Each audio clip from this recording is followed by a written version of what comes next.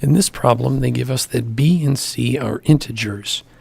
But one key thing is that they are not equal. And that's going to be important later. Now we have these two functions, g of x and f of x.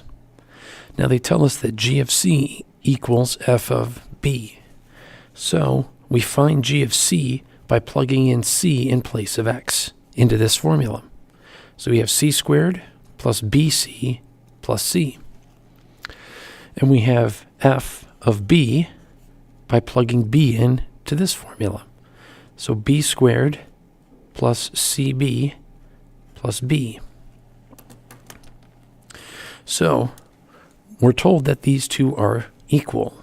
C squared plus bc plus c equals b squared plus cb plus b.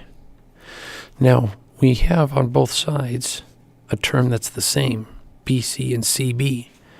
So what we can do is we can subtract them from both sides. So what we're left with is c squared plus c equals b squared plus b. Now, these two quantities have to be equal, but the two numbers can't be equal. Now, how does that work? Well, if we factor both of these expressions, we get c times c plus 1 equals b times b plus 1. So now, how can these two things be equal? Well, what we're doing is we're taking c, whatever it is, adding 1, and then multiplying those two. And we're doing the same thing with b. Now, how can you do that with two different numbers and end up with the same product? Well, the only way that can happen, if they're different numbers, is that they're both equal to 0. So if they're both equal to 0, then that means one of these numbers has to be a 0 in here. So let's say that c equals 0.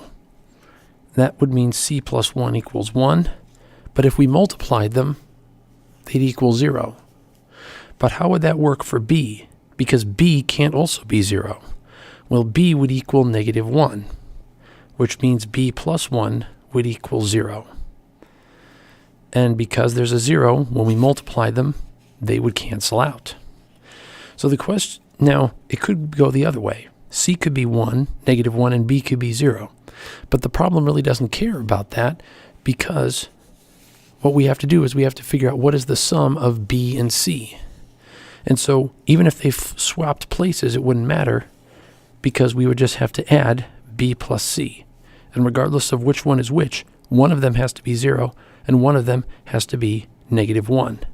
And so our answer is negative 1. So that is the solution. And we're done.